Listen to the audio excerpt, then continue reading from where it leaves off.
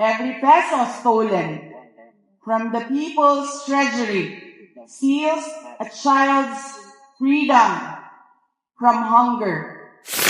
Mga kababayan, Assalamualaikum warahmatullahi wabarakatuh. Madayaw, mayong adlaw kaninyong tanan. Magandang araw sa inyong lahat. Today, we celebrate not merely a date, but the courage of a people who fought for freedom and sovereignty. Noong Hunyo 12, 1898, sa Kawit, Cavite, ipinahayag ni Pangulong Emilio Aguinaldo ang pagsilang ng isang malaya at nagsasariling bansang Pilipinas. Matapos ang mahigit 300 taon ng pananakop. But freedom was never a gift. It was paid for and earned through courage. It was paid with Filipino grit and bravery.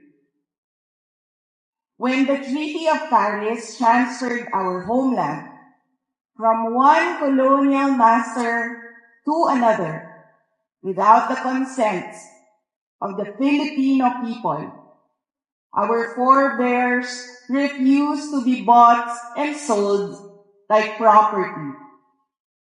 Pinili nila ang paglaban kaysa pagsuko, ang dangal kaysa pagpapasakop. This is our inheritance. Lumaban tayo sa bawat puwersang nagtatangkang magdikta ng ating kapalaran. Thousands gave their lives so that one flag and one flag alone would fly over this republic. That is our identity. That is our duty. We fought for our sovereignty against foreign invaders. But sovereignty is not lost only to those who come from foreign shores. Nawawala rin ito sa tuwing ang serbisyo publiko ay nagiging pribadong negosyo. Kung ang mga opisyal ng gobyerno ay mala sindikato sa pagnanakaw ng pera ng bayan. Every peso stolen from the people's treasury steals a child's freedom from hunger. It steals a student's freedom from illiteracy or substandard education. It steals a patient's freedom to obtain quality healthcare. It steals a worker's freedom to earn a decent living. Every ghost project is a classroom never built. Every corrupt contract is a road that was never built for farmers to bring their produce to the market.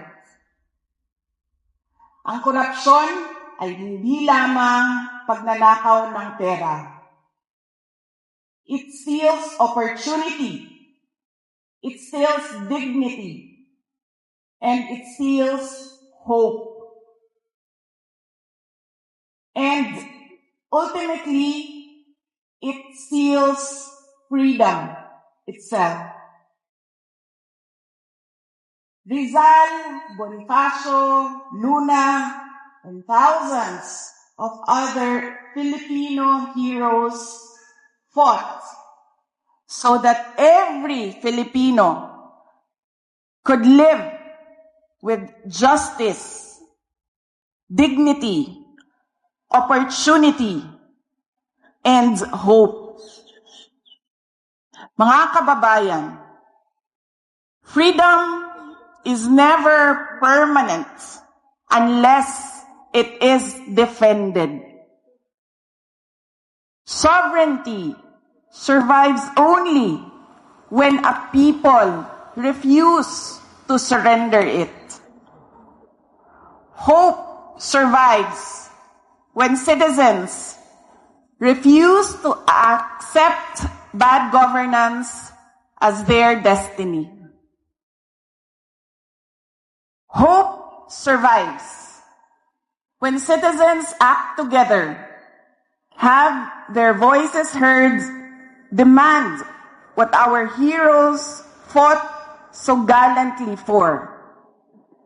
The right of every Filipino to a dignified human life. Hope survives when our people believe they have a better future. On this Independence Day, let us resolutely stand up for truth, for accountability, for freedom, and for sovereignty. Piliin natin ulit ang paglaban kaysa pagsuko, ang dangal kaysa sa pagpapasakop. Piliin natin ang katotohanan. Piliin natin ang pananagutan. At higit sa lahat, piliin natin ang pag-asa. Mubarog ug makigbisog kita batok sa tanang puwersa nga musulay sa pagbuot sa atong kapalaran.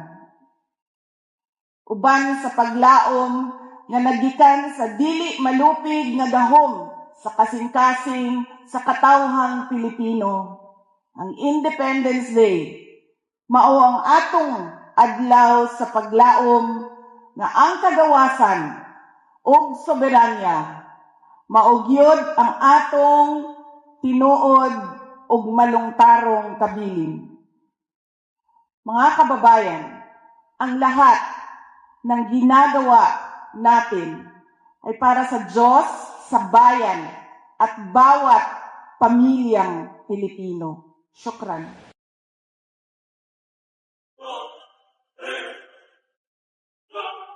Yes.